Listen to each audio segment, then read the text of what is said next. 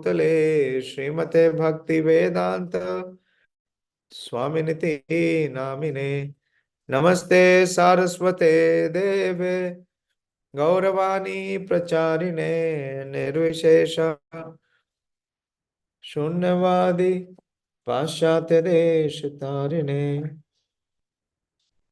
So this one book, Bhagavad Gita, is so much glorified. And we see across all sections of people, and whatever faith they may be following, but everyone accepts the authority of Bhagavad Gita in bestowing the highest knowledge, the highest philosophical understanding, even to the extent of our scientific community. So one glory of Bhagavad Gita I will share with you. This is from one of the Puranas called Padma Puran. It says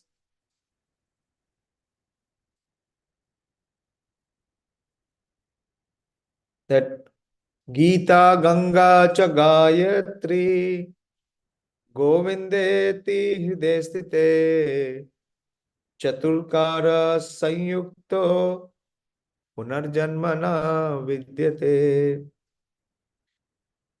So it is explaining about four aspects.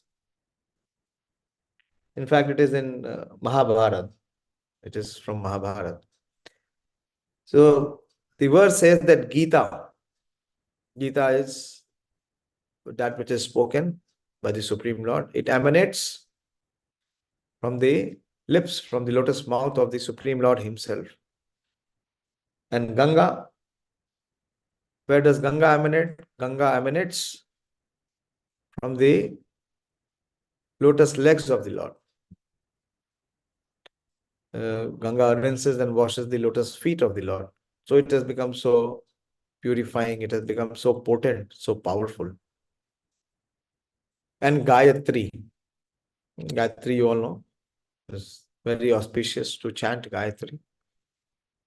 And where does, interestingly, Gayatri emanate? Anyone knows? Where does Gayatri emanate from? What is the origin of Gayatri? Very interesting. If anyone knows, you can, raise your hand and speak. Any one of you, those who are watching online? Gayatri emanates from the flute of the Lord. When the Supreme Lord plays his flute, and that flute vibration enters the ears of Lord Brahma, and that comes out from his mouth in the form of Gayatri. So all these three, what is the purpose of all these three? Is to remember Govinda. So all these three G's leads us to the Supreme G, the Supreme God, which is Govinda. Gita, Ganga, cha Gayatri, Govindeti Hridestita. And in the heart of Govind, all three are seated. And whoever is able to, so the purpose of all the three, what is the purpose of a study of Gita? Is to connect and to reach Govind. It is not just for mere academic excellence or philosophical speculation. The purpose is very distinct. Is to know who the Supreme is. And not just to know the Supreme, but to connect with the Supreme. So if one connects with the Supreme, then he is freed from all kind of sufferings. This is very important. We see in this world that with the more so-called advancement that we are claiming, but the situation of the modern man is that his satisfaction is diminishing and his suffering is increasing. Why? Because there is no connect. There is complete disconnect. What is the way to connect? The most powerful way to connect with the Supreme is his message, is the link that he has given us in the form of Bhagavad Gita. So we have been discussing so far in this spiritual scientist sessions, where we are presenting the teachings and the learnings, and also very importantly, the application to how we can benefit from these teachings and learnings of Bhagavad Gita in our normal course of life. We are discussing the 5th chapter of Bhagavad Gita. Bhagavad Gita is classified into 18 chapters. And the first 6 chapters emphasize on performing action. Krishna never recommends anyone to give up his prescribed action. Rather, he enforces. Very famous verse you have all heard many, many times. The most famous verse of Srimad Bhagavad Gita is karmaṇe-vādhikāraste. That we have the right to perform our prescribed work or duties. But the challenge is to know what is prescribed for us. And what it is that we are performing is not to be performed, which is not prescribed. So Krishna gives those details in Bhagavad Gita. In the 3rd chapter, he spoke about karma yoga, how to perform action which connects their action to the Supreme.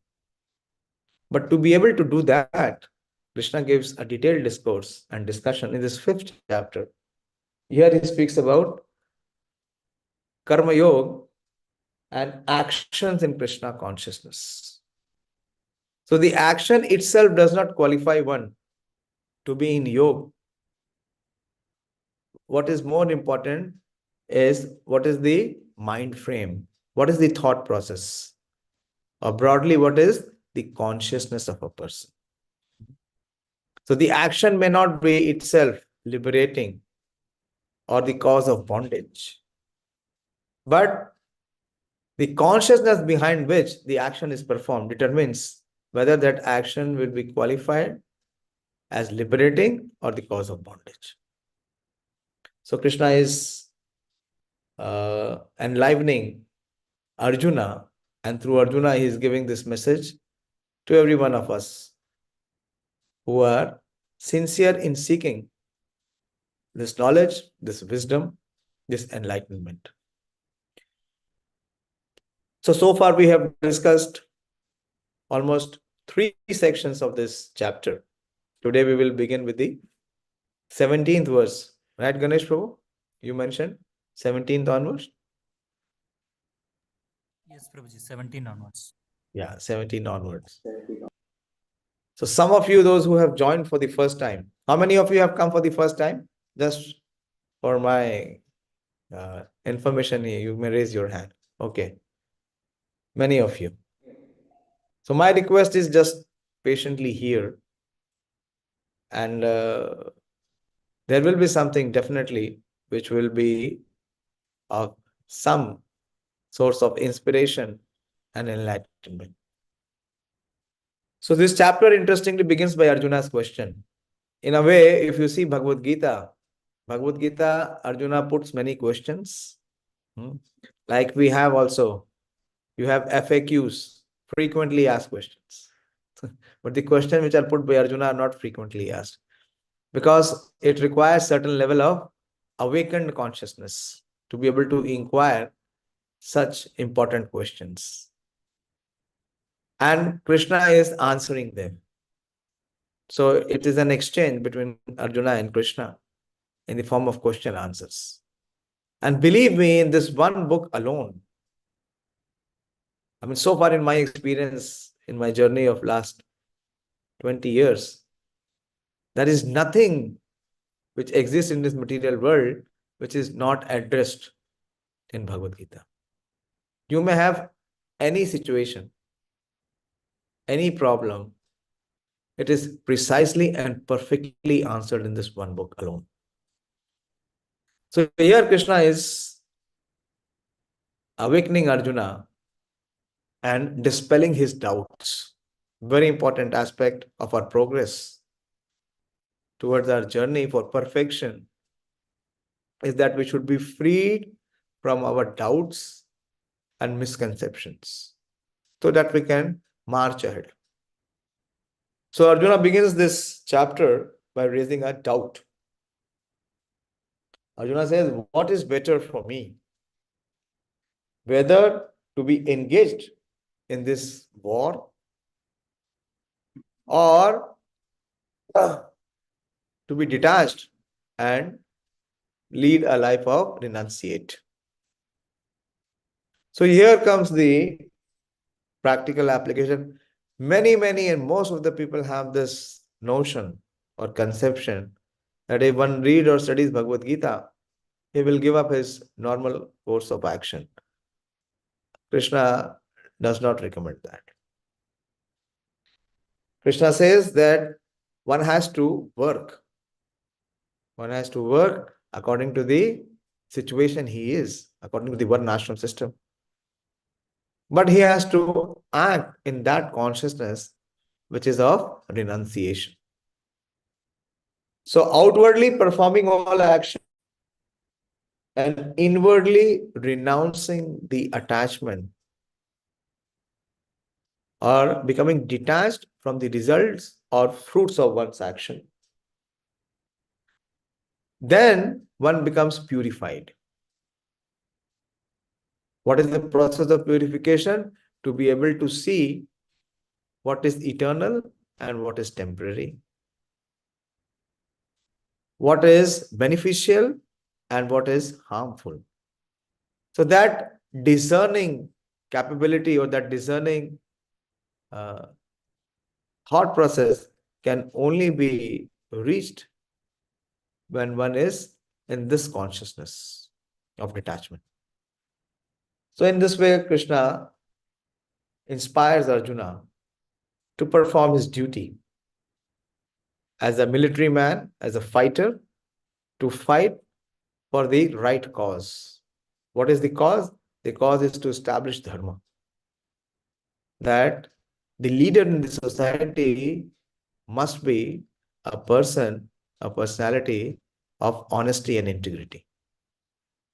And it was Krishna's desire that King Yudhishthir, who was thoroughly honest and who was personified personality of religion, dharma, who was equal to all. One of the very prominent themes of Bhagavad Gita is about equality and equanimity. To be able to see everyone as equals. Materially, there is diversity, but spiritually, there is unity. Of to be able to have the vision of to see everyone as same. And that similarity is based on spiritual understanding of being spirit soul. Not identifying self and the others on the basis of external, which is the body. So we see in this section, what we are discussing. So the next section, Krishna speaks from verse number 2 to 6, that karma yoga is easy for you than jnana yoga or sannyas yoga.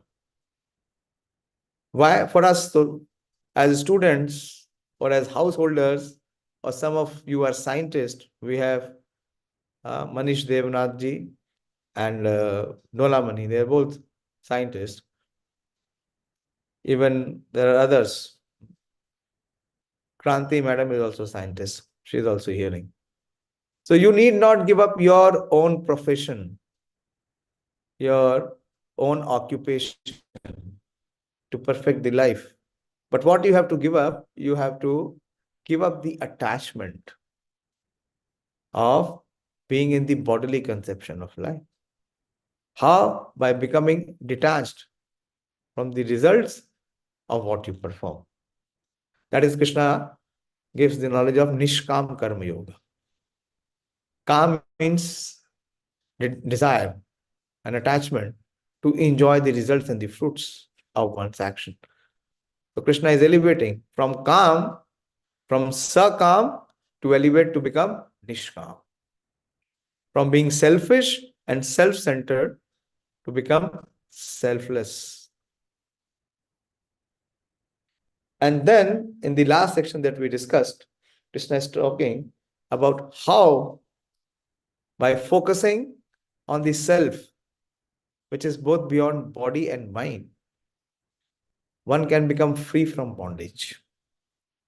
And particularly in the last three verses that we discussed, from verse number 13 to 16, rather from 12 to 16, 13 to 16, Krishna spoke about three doers, knowledge of the three doers. Doer means who is the performer of action or the activity. Is it the living entity himself? Or is it the material nature which influences? Or is it the super soul? Who is responsible? So in the 15th verse, where Krishna spoke that the super soul or the Supreme Lord does not assume anyone's sinful or pious activities. Many times we see people have this tendency that if they are pushed in their life, if they have difficult situations, if things go wrong and they are trapped, then they start complaining that this is all because the Lord wants it or the Lord is forcing us. No, it is not so. Krishna here clarifies the 15th verse. He says, nor does the Supreme Lord assumes anyone's sinful or pious activities. Why? Because everyone has been given freedom. We have our choice. We have the privilege of either performing good activity, good actions, or performing sinful actions. And the Lord is aloof from both. And why the jiva or the living entity in this human form of life, he is put into trouble or he gets himself in a situation which is very difficult for him. So Krishna gives the reason for that. He says, ajñāna-āvṛttiṁ jñāna. Ajñān means ignorance. So ignorance, it covers the knowledge. And when knowledge is covered by ignorance, one is completely bewildered. Tena muhyanti jantava. So embodied being, however, are bewildered because of the ignorance which covers real knowledge. And now in this section, from verse number 17, Krishna will speak about those who are situated in knowledge. What is their consciousness? And how do they interact with different people and different situations and different surroundings? Very interesting, very practical. Krishna is giving a reflection of both. One who is in ignorance, he has to suffer. But one who is in knowledge, how he is freed and how he is in a blissful state, Krishna will speak in this section from verse number 17, further elevating that the person is not only on the level of seeing himself as the soul, but that person who is connected with the super soul, with the Supreme. So, how he conducts himself or how he behaves himself, very interesting. So, we'll take up the verse number 17, 5th chapter and verse number 17. Are you with me on the same verse? So we begin. Tad-buddhayas tad-ātmānas tan-niṣṭhās tan-parāyaṇāḥ gacchanty apunar-āvṛttiṁ jñāna-nirdhūta-kalmaṣāḥ.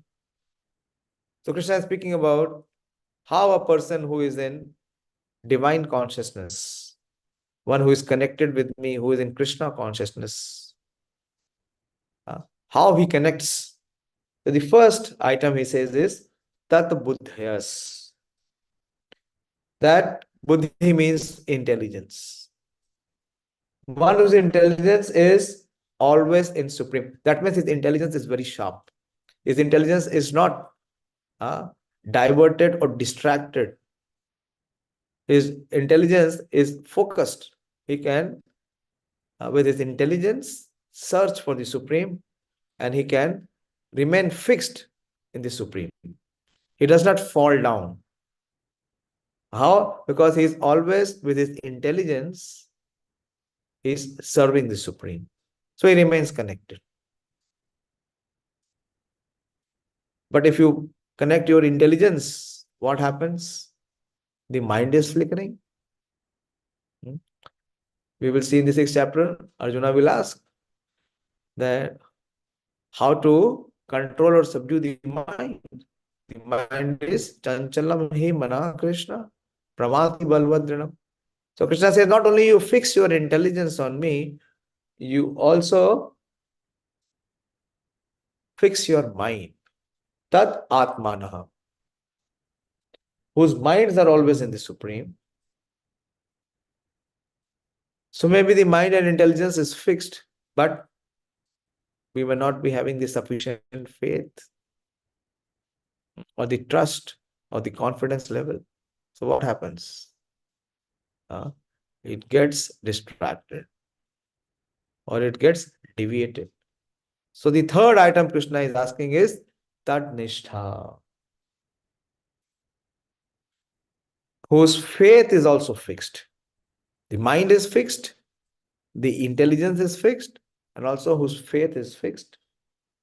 And tat-parāyaṇāḥ. Parayana means normally taking shelter. But here it also means that one whose goal is fixed. One may have his intelligence and mind fixed. He may have little faith also. But he is not clear about the goal. What is the goal of his life? So Krishna is saying here, all four things of a person who is in knowledge is completely clear and fixed. When one's intelligence, mind, faith, and refuge are all fixed in the Supreme, then what is the result? jñāna-nirdhūta-kalmaṣāḥ. Then one is enlightened in this knowledge. And this knowledge, jnana, it nirdhūts, it completely cleanses. It washes off all kalmaṣāḥ. Kalmaṣāḥ means the misconceptions, the misgivings, or the unwanted things in the heart. If all the dirt is removed, then what remains is pure. And where does this knowledge cleanses? It cleanses the heart, which is filled with dirt. What is the dirt in the heart? Can anyone see the dirt in the heart? Is it possible to see the dirt in the heart? Does anyone has that telescope or microscope? The dirt in the heart is what Krishna has already defined: lust, anger, avarice, envy, illusion. So all of it is cleansed by this knowledge. And not only he becomes pure, but gacchanty apunar-āvṛttiṁ.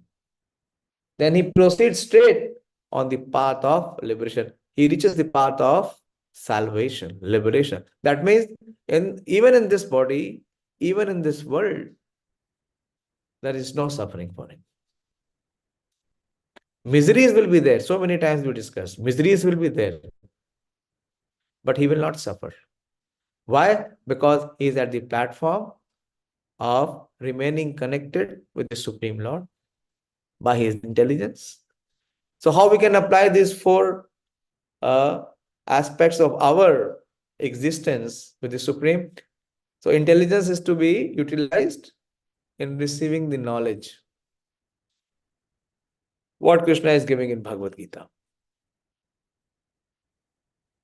Then mind is to be utilized in appreciating. So emotion. With the mind there is emotion. There are feelings. So how should we feel? When we receive this knowledge, we should feel enlivened. We should feel grateful that Krishna is giving us this knowledge to release us from all sufferings. And tan-niṣṭhās. We should have faith. We should have faith and trust in the words of Krishna, his representative acharyas, and his devotees. And also Krishna is saying that we should make Krishna to be our goal of life. Then one is freed from all misconception, misgiving, all types of troubles and suffering which is there in the heart. And one progresses to become not just perfect, to be liberated of all misgivings and all sufferings.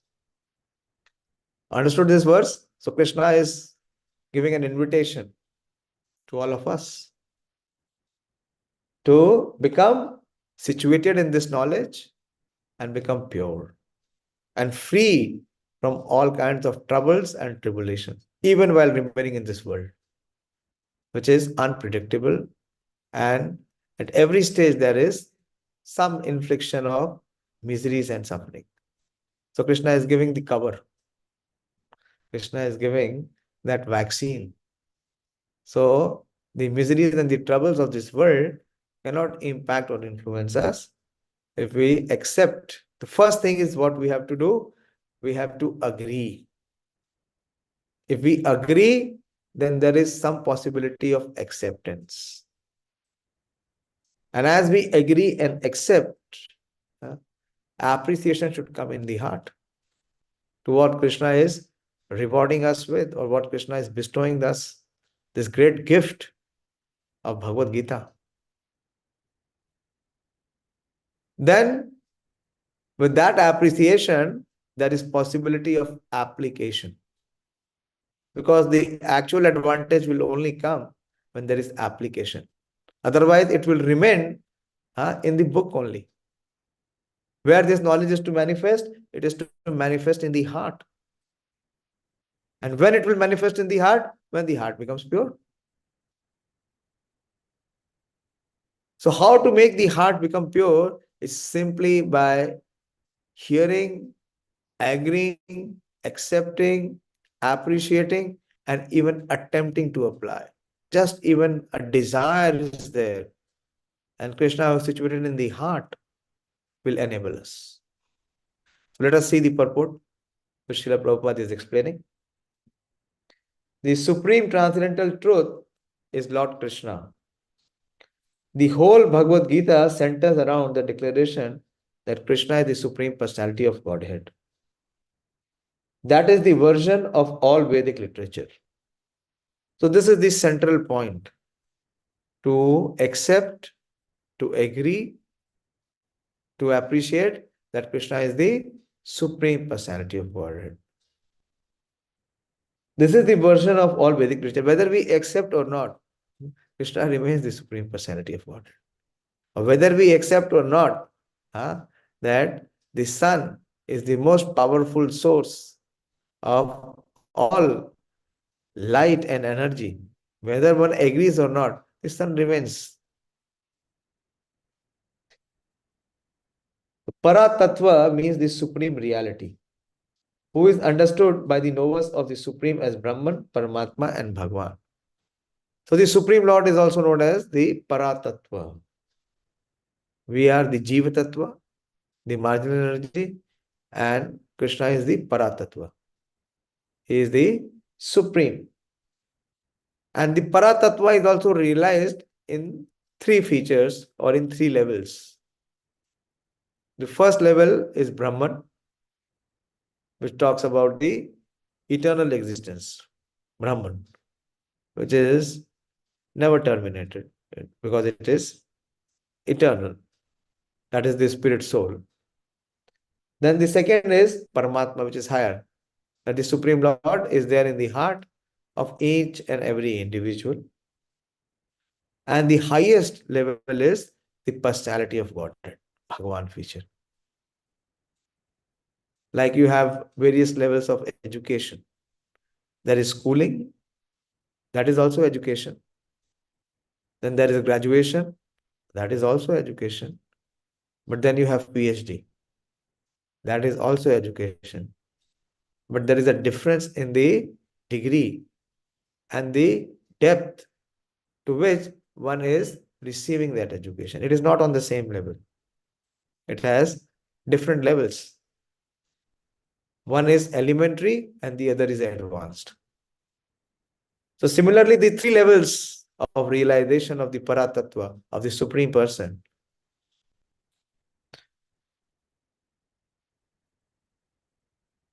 Bhagwan, or the Supreme Personality of Godhead, is the last word in the Absolute. And that Bhagwan is Lord Sri Krishna. So Bhagavad Gita very emphatically establishes that the Supreme Absolute Truth, the Paratattva, in his most complete feature, in most perfect feature, in his most glorified feature, is Lord Sri Krishna. There is nothing more than that. And the Lord says, Matta partaram na anyat kinchit asti dhananjaya. And Krishna emphatically declares that in Bhagavad Gita himself, that Tattva means the truth, that there is no truth which is superior to me. In the 15th chapter and 7th verse, Krishna himself declared that there is no truth which is superior to me. That means the highest supreme absolute truth is Lord Sri Krishna. One whose mind, intelligence, faith, and refuge are always in Krishna. Or in other words, one who is fully in Krishna consciousness. So how to be in fully Krishna consciousness? Many times we have this question, how can we be Krishna conscious? Or how can we remain Krishna conscious? First, it is very difficult to become Krishna conscious. Why? Because we are very self-conscious. Most of the time, our consciousness are invested in the self. We are self-centered, self-conscious. And what is the self? What is the understanding of what the self is? The understanding and the acceptance of the self is that I am this body, or I am this mind, or I am this post or position.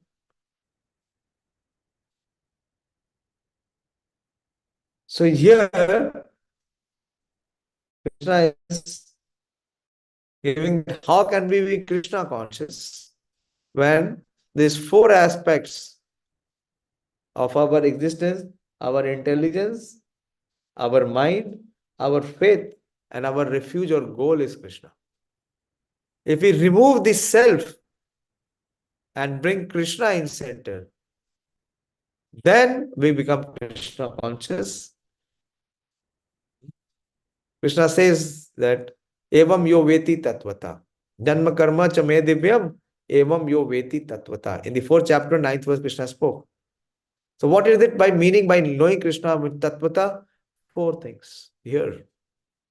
That one whose intelligence, whose mind, whose faith, and whose goal or refuge is in Krishna.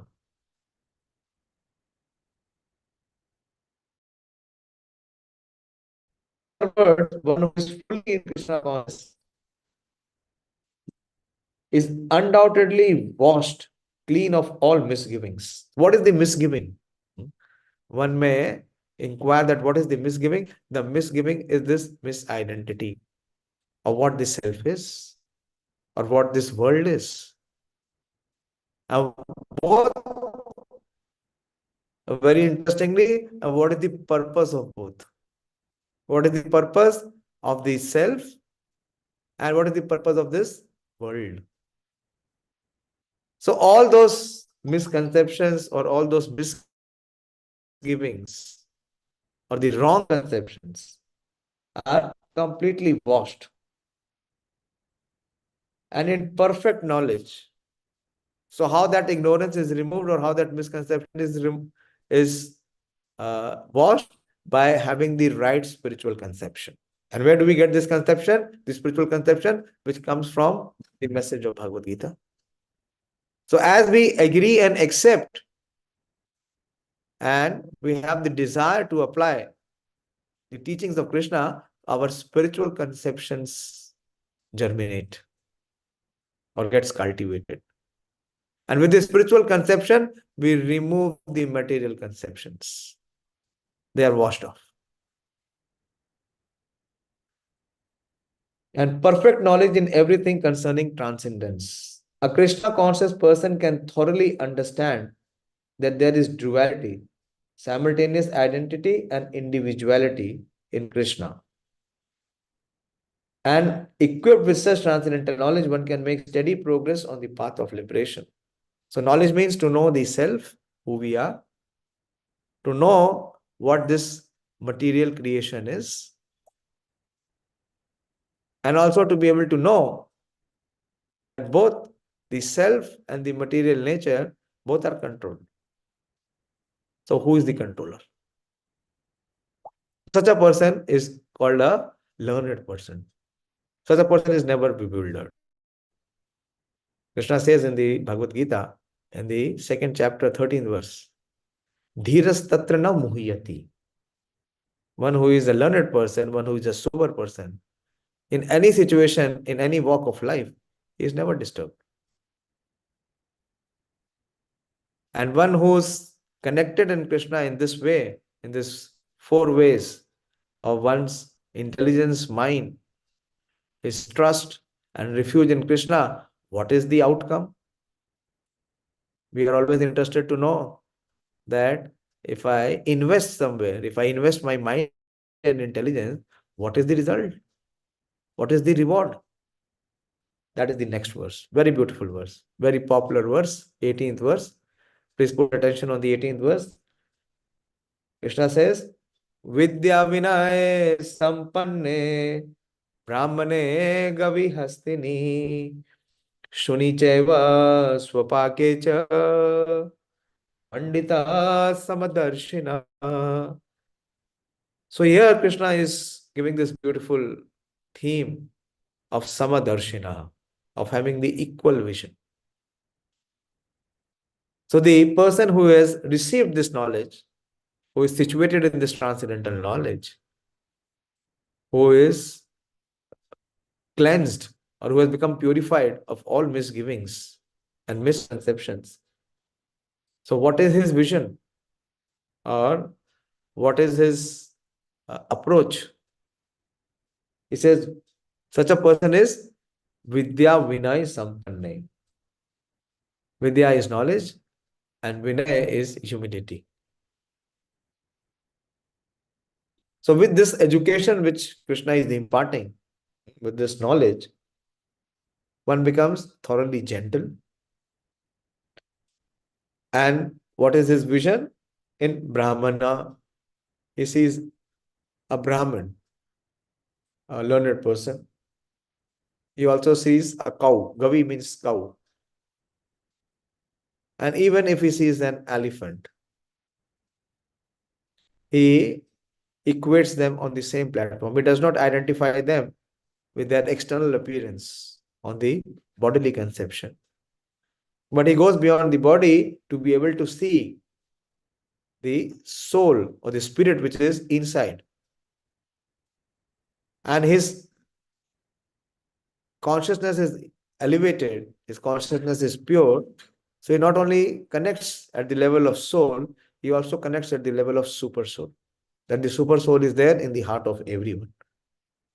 Even to the extent of śuni caiva śva-pāke ca. Śuni means the dog. Śva means the dog, Sanskrit. And śva-pacha means the dog eater. So even the dog, which is considered to be an abominable animal. And what to speak of those who are dog eaters. So such a learned person is called Pandita, and he has sama-darśinaḥ. Sama means equal and darshina means vision. So the humble sage, by virtue of true knowledge. What is the true knowledge? The knowledge which is bestowed here by Krishna.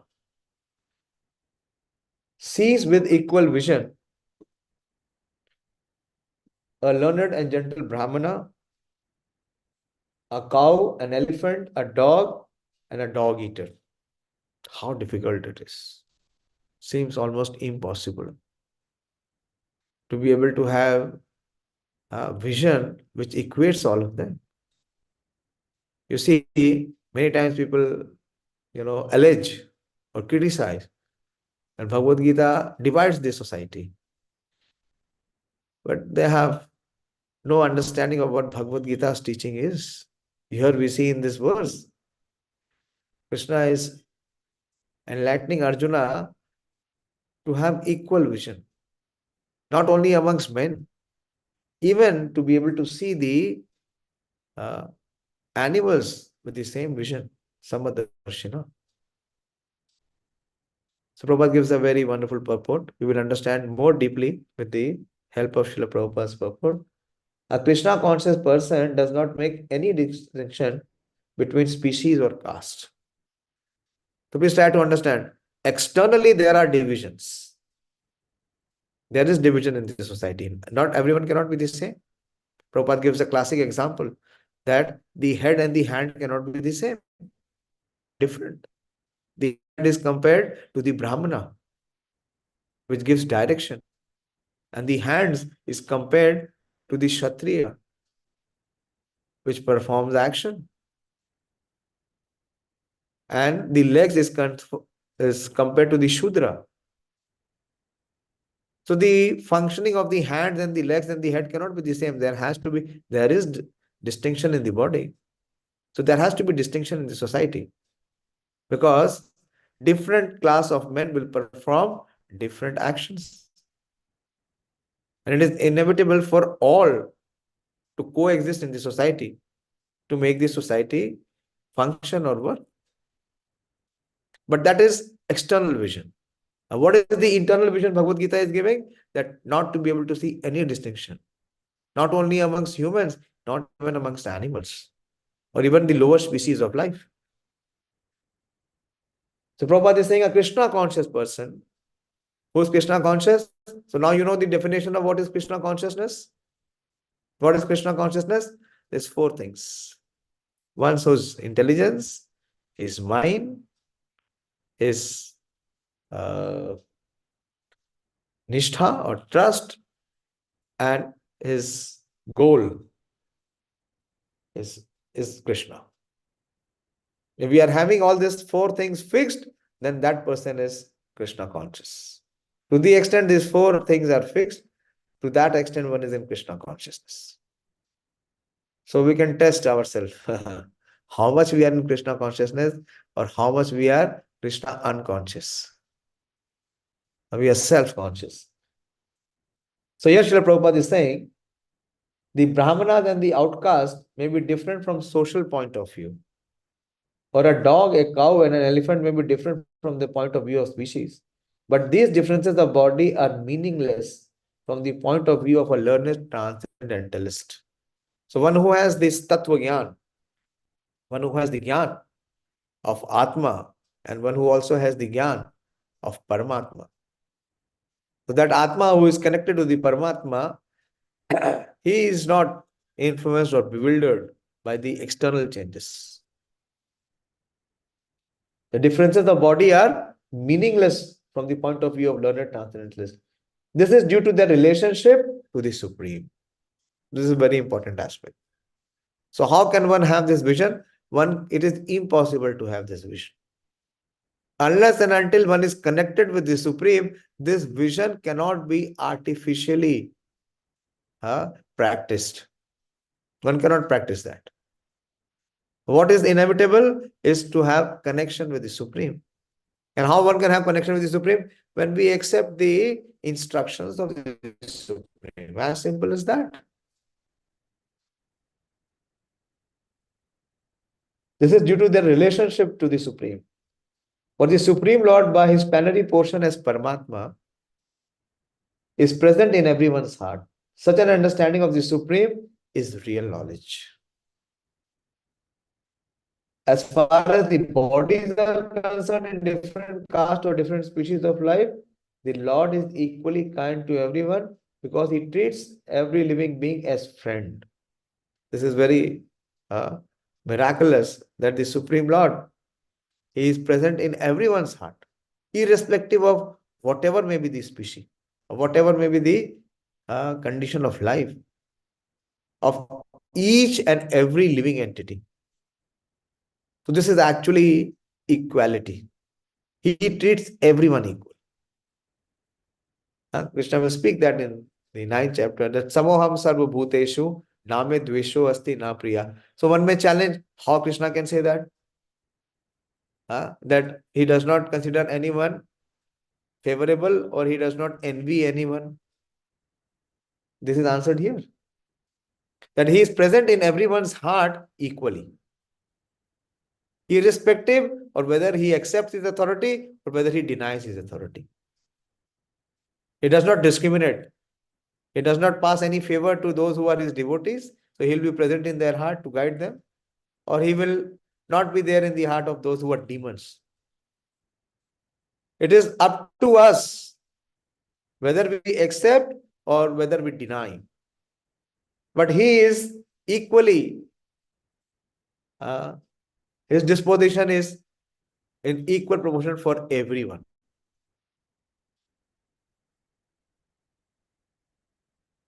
So the Supreme Lord is present in the heart of every living entity. And he treats every living being as a friend, regardless of the circumstances of the living entities. The Lord as Paramatma is present both in the outcast and in the Brahmana. So this is the criteria or qualification to be able to have equal vision. Why? Because a learned person, a transcendentalist, one who has accepted the teachings of Bhagavad Gita, he is able to see beyond body. He is able to see at the level of spirit soul, and not just the level of spirit soul, he sees at the level of Paramatma. I gave you one pastime. I told you, I shared you before, but again it is worth. When Srila Prabhupada, our founder Acharya, he was preaching in America. So many young Americans used to approach him. And these young Americans were quite astray. They had rebelled against all the society norms of America. They used to live a life where there was no rules and regulations. They completely rejected all social customary practices. So once one group invited Srila Prabhupada to come to their farm. And when Prabhupada reached the farm, he was surprised to see all of them were completely bare. They had not even one piece of cloth on their body. This was their way of rejecting all social norm. But when Prabhupada reached there, Prabhupada had tears in his eyes. And Prabhupada told his disciples, you see how much ignorance is there in their heart. That they have come to the consciousness of like becoming trees. The trees are also living entities. And they do not require any covering for their body. And Prabhupada performed kirtan there. He just performed kirtan. He did not speak any philosophy. Because their level, their consciousness was so contaminated that nothing would enter their consciousness. So he just performed kirtan. And by the power of that kirtan, 3 of those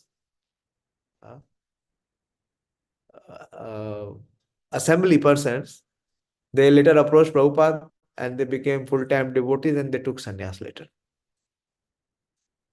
So Prabhupada touched them, not on the basis of their body, but on the basis of their heart.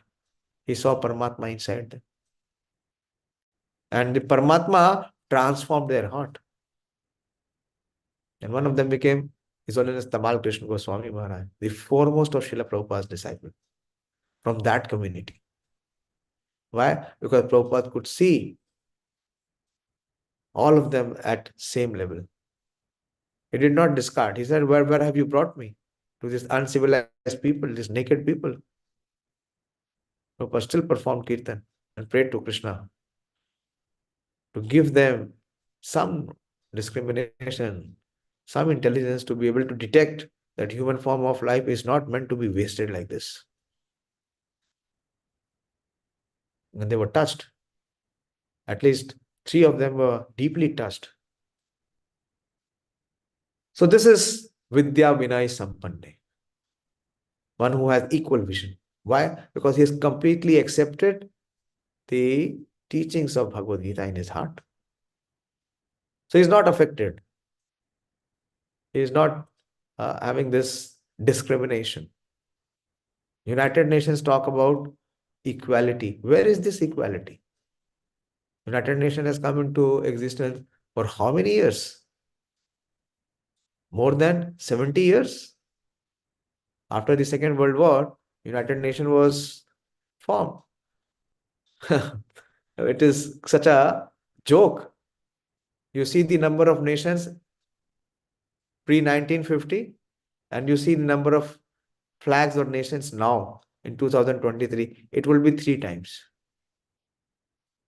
So it is United Nations or disunited nations. There is no unity. So how the unity can come? When we see the Supreme inside everyone. So this vision Krishna is giving Arjuna. And through Arjuna is giving all of us. So such a person is actually truly learned. Who is sama-darśinaḥ? Is paṇḍitāḥ who is sama-darśinaḥ.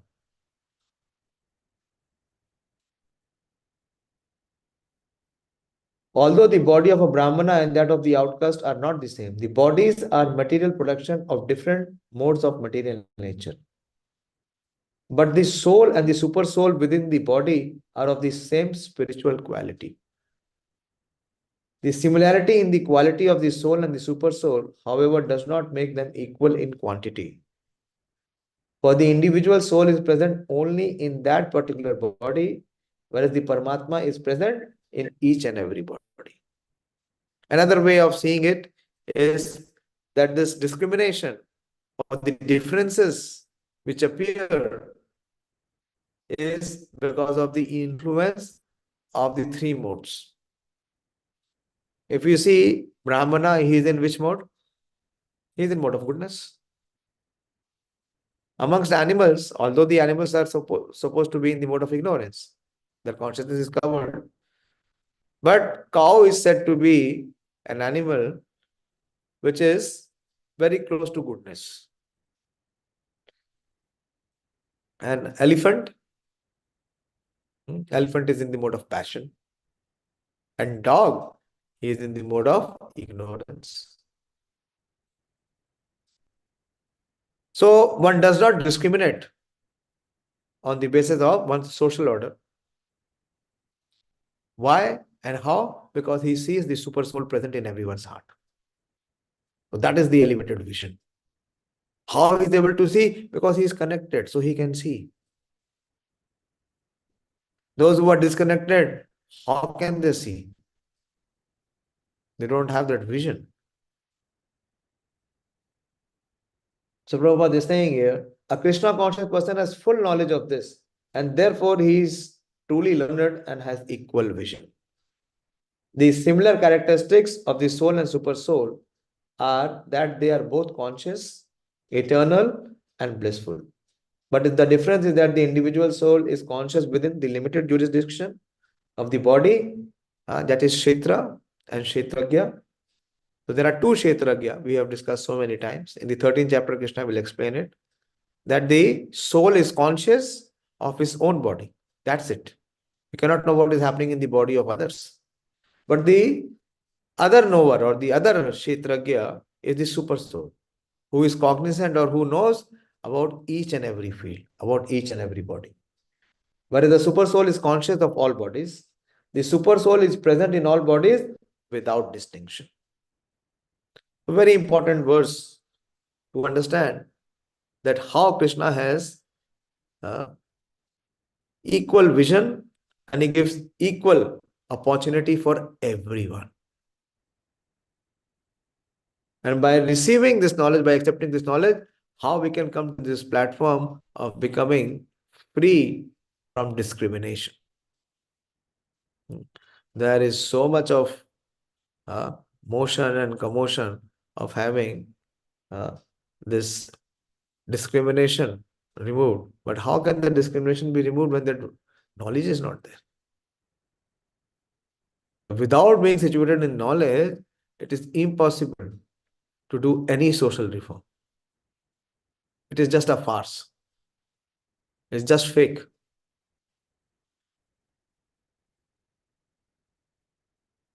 So next verse, Krishna even further glorifies such a person who has this knowledge, who has received this transcendental knowledge, and who has this consciousness of sama-darśinaḥ, who is a paṇḍitāḥ. I'll take this as the next verse, 19th verse. ihaiva tair sargo yeṣāṁ sāmye sthitāṁ manaḥ nirdoṣaṁ hi samam brahma tasmād brahmaṇi te sthitaḥ. ihaiva, even in this world, within this body, one who has jitaḥ means to conquer. What they have conquered? Sarga. Sarga means creation or birth. How one can conquer birth or death? yeṣāṁ samye sthitāṁ manaḥ. One whose mind is established in equanimity and sameness. So those whose minds are established in sameness and equanimity, that means those whose minds are fixed in Krishna, whose intelligence is fixed in Krishna, whose trust and whose goal is fixed in Krishna, their minds are established in sameness and equanimity, have already conquered the condition of birth and death. This is the benefit or advantage, that there is no influence of birth and death. They are flawless like Brahman. And they are already situated in Brahman. Nirdoṣaṁ, that means nirdosh means that there is no fault. Why there is no fault? There is because they are in eternal existence. They have gone beyond the temporary distinctions and identity of externals, which is temporary the body and the mind. Because they are at the level of spirit, which is eternal. So they are free from all deliberations and distinctions.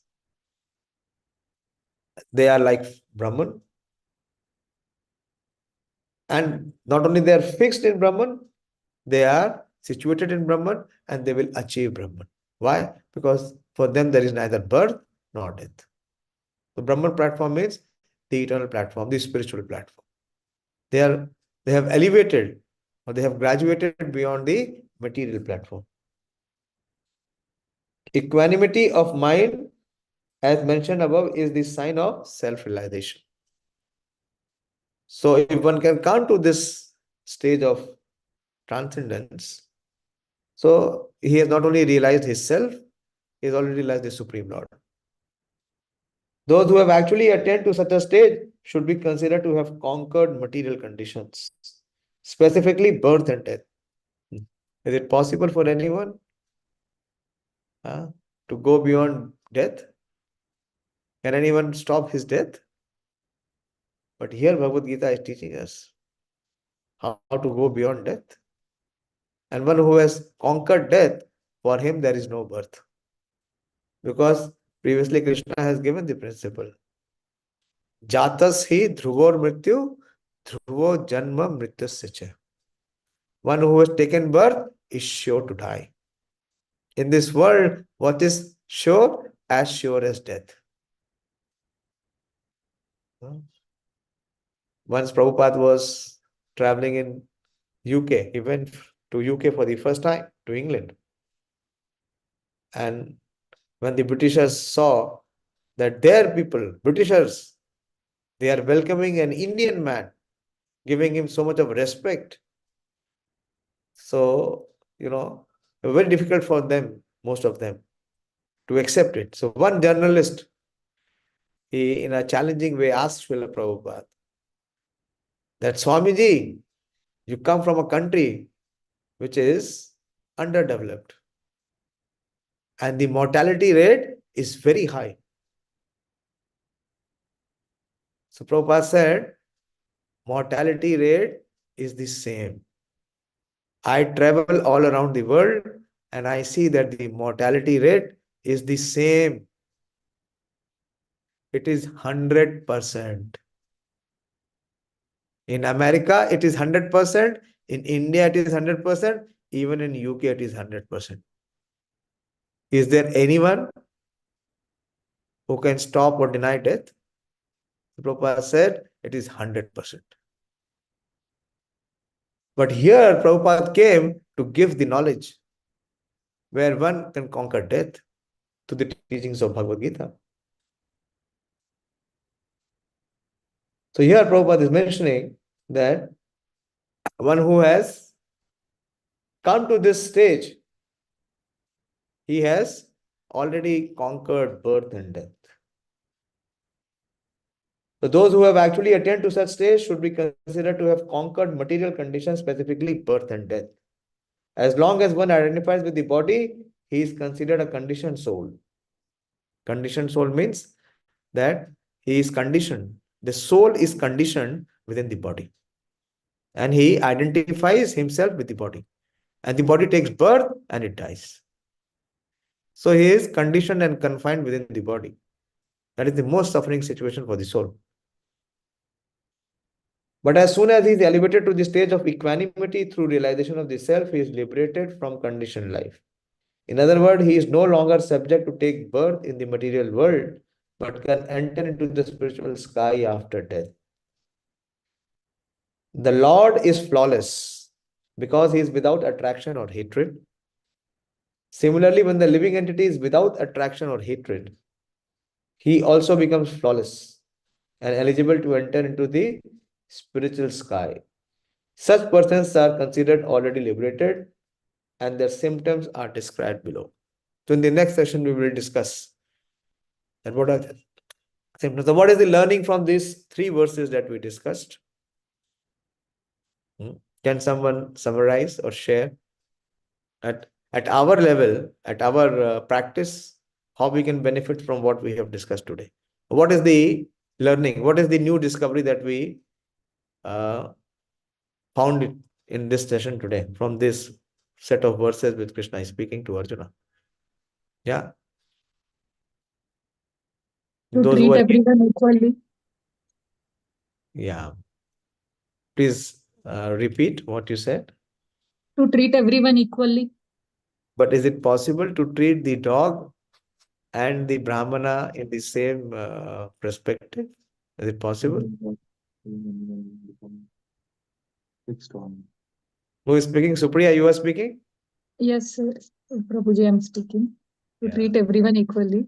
I'm trying to answer the next question, whatever you have asked. Is it possible to treat? If we are Krishna conscious, slowly we can come to treating equally. And what it takes to become Krishna conscious? How can we be Krishna conscious? That is the million-dollar Mind, question. intelligence, faith, and goal Yeah, very should be kept important. on Krishna. So we have to invest our intelligence. How do we invest our intelligence in Krishna? Let us go step by step. How do we invest our intelligence? How do we fix our intelligence in Krishna? By complete faith on Lord. No, no. Krishna is talking about four aspects. First, he speaks about intelligence. Intelligence. So how can we fix our intelligence in Krishna? If we have to be Krishna conscious, first thing Krishna is recommending is has to fix his intelligence. How Arjuna fixed his intelligence in Krishna? Can you share that? It will become easier for us to relate and connect. How Arjuna Surrender to described? God. Surrender to God. What was that? What was the practical aspect of surrender? How do we see in Arjuna's life that his intelligence was fixed in Krishna? Give me some episode or some example. Who can share?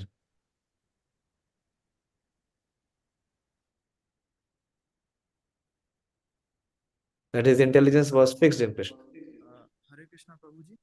Hare Krishna. One episode of Mahabharata, when Duryodhana and Arjuna both came to Krishna. Duryodhana took the army, the Narayani Sena, and Arjuna refused the army. Instead, he took Krishna. Very good. As- Excellent. Excellent answer. This is a precise answer. Arjuna was not enamored to see the Narayani Sena. And Krishna also made a vow that he will not pick up any weapon. He will not personally fight. But Arjuna was completely having this intelligence. His intelligence was never ever shaken or clouded. What we see in difficult times, our intelligence does not work. We're not able to utilize the intelligence. Even there are many other episodes. When Arjuna's son, Abhimanyu, was killed in the war by unfair means, he never alleged Krishna that you are the supreme person, you are on our side. How this has happened to us? Or even when they were exiled, there were so many attempts to kill them, but they never questioned Krishna's protection and love for Pandavas. Did they ever? Because Arjuna's intelligence was completely fixed in Krishna. He never questioned Krishna. Why we are suffering? Why there is so much of injustice in our life? When you, the Supreme Person, is on our side, why we are suffering so much? Why there is injustice? Why we have been deprived of the kingdom? Why Draupadi was disrobed in the assembly? Why Abhimanyu was killed in the war? His intelligence was fixed. What about us? Why we are coming to Krishna? So that Krishna can fulfill all our desires. Just that is the purpose of coming. And if there is some desires which we are not having it fulfilled, immediately our intelligence becomes bewildered. And we start alleging Krishna or questioning Krishna. Krishna is telling us to practice Krishna consciousness, but what we are thinking, that we will utilize this message to fulfill our own goals, our own desires. And when there is any delay or any difficulty, then immediately our intelligence starts to question. So Arjuna's intelligence was fixed. So how we can have equal vision? If we become Krishna consciousness. And the first thing is to fix our intelligence. Krishna has spoken in the 3rd chapter we have discussed. Indriyani parani ahur indriyobhyo paramana manasastu para buddhi yo buddhi parastastu sa. That the senses are higher than the dull matter, but higher than the senses is the mind. And what is the situation of our mind? Is our mind fixed on Krishna? Can anyone say the mind is fixed on Krishna? The mind is always floating, always drifting and deviating from Krishna. So Krishna says how to fix the mind? By fixing the intelligence. So first item to fix is intelligence. And how to fix the intelligence is to study and hear Bhagavad Gita. When we will come in the 18th chapter, Krishna says that one who studies this Bhagavad Gita, he worships me by his intelligence. So how do we worship Krishna by our intelligence? Is when we come to know what he wants from us. And we apply our intelligence in fulfilling what Krishna wants from us. That is how we are fixing our intelligence in Krishna.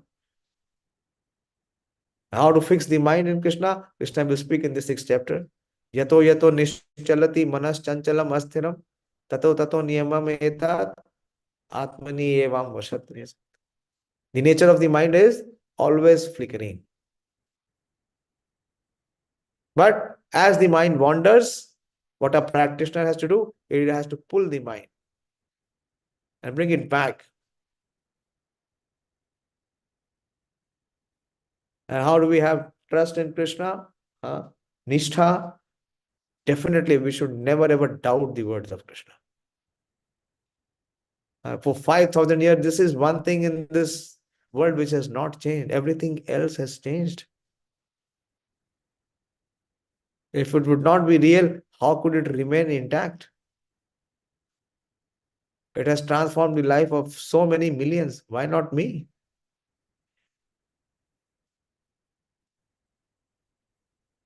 Then Parāyaṇāḥ is to take refuge, to take shelter of Krishna, to make Krishna our goal. A very beautiful section. Krishna is giving step by step process how we can be freed from this cycle of birth and death by accepting this knowledge and applying this knowledge in our life. So I'll stop here. If there is any question, any clarification, any doubt, please ask. Hare Krishna.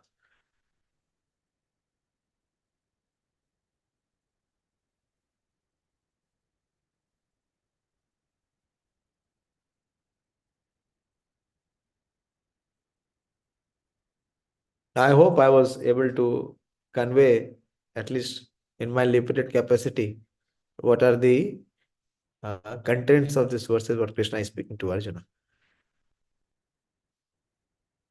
So please feel free to ask if there is anything, any doubt or any question or any query.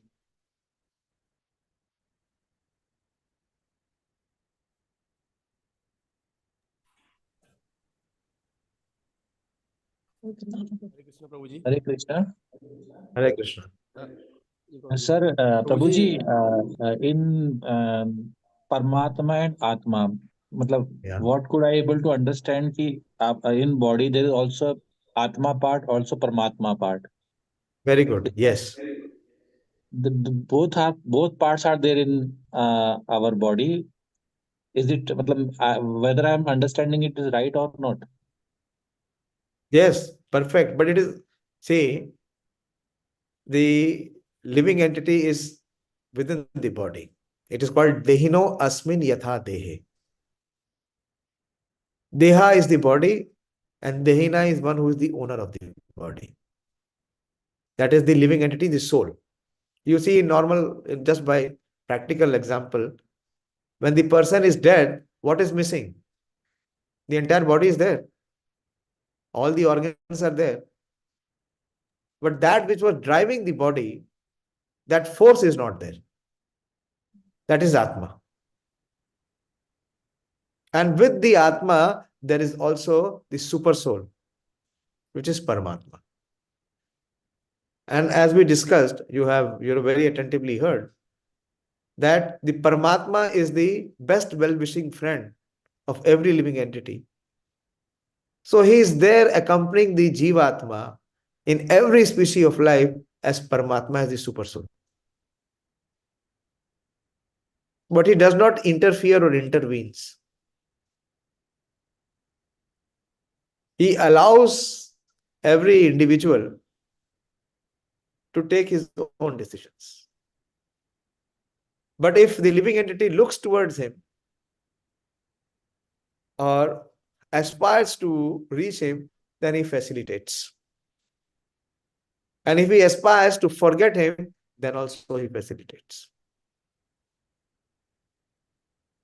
Unless and until the living entity achieves perfection, the super soul accompanies him in all species of life, in all the planetary systems. This is a Means perfect. even animals have a portion of Paramatma in them. Yes, yes. That is what the verse said. Vidyā-vinaya-sampanne brahmaṇi gavi hastini. You open that picture. If you see the Bhagavad Gita here, Dayashil Dolamani, open that picture where the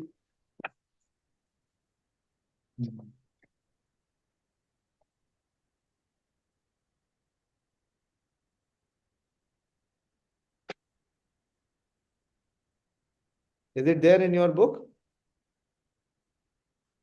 Page number. Previously, it used to be there. That one can see the presence of the Paramatma in everyone's heart.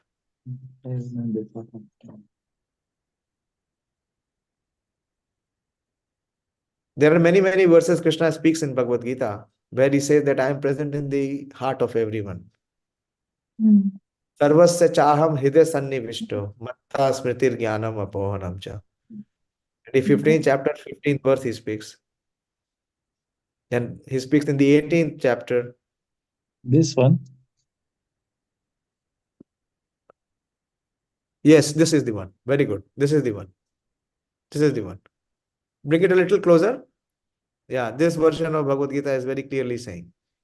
You see a sage and you see all these species of animal. So within the heart there is soul, and within the soul there is super soul. Yeah, this is the clear picture. But you can see that, but that requires that vision, that equal vision. And who can have that equal vision? That qualification is given in today's section, what we discussed. 4 things. One whose intelligence, whose mind, whose trust, and whose refuge is all in Krishna. So he can have that vision. He can see Paramatma everywhere, in everyone's heart.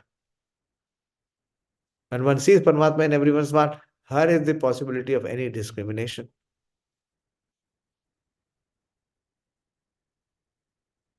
So thank you for asking this question and hearing. You were hearing actually.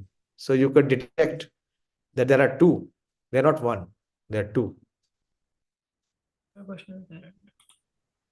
Prabhuji? Yeah, Hare Krishna. Hare Krishna, Prabhuji. Prabhuji, what is the foremost thing that Lord Krishna expects from us? What is the You- foremost thing that you expect from your son? Give me one thing. Hmm. Think about it. He should be a good human being, sir. Responsible human being. You're using many terms. Just from your heart speak. As a mother, what do you want from your son? One thing. Successful. Successful. What will make him successful? If he decides on his own what is success, can that be success? What, sir? If he Pardon? on his own decides what is success for him, will that be actual success for him? No, sir. So, who can guide him to be successful? We, parents, So, what do you want from your son? One thing that you want from your son, so that he can be successful. that he should obey us, respect Yeah. us. Simple. That's it. That's it. You know the answer. Okay, sir.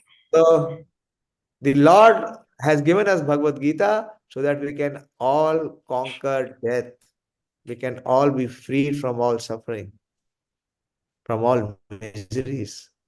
But that can only happen when we accept. That is what I said. First, we agree, we accept, we appreciate, and then gradually we apply.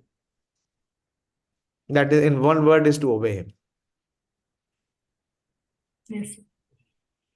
Okay. And Thank you sir, very much. sometimes Okay. one more thing, sir. Sometimes you tell that we should surrender everything to Lord Krishna. So how we know when we should surrender? We should keep on trying and surrender. Surrender is very advanced thing. We start from basic. What is Okay, the sir. basic thing? First, we agree. First and the foremost, what is the situation of our mind and intelligence? That it immediately rebels. Does it accept? No, sir. Yeah. So we have to purify the mind. For that, we have to chant. Unless and until we chant, the mind will remain rebellious. Why? Because it is filled with wrong conceptions, misconceptions, material conceptions.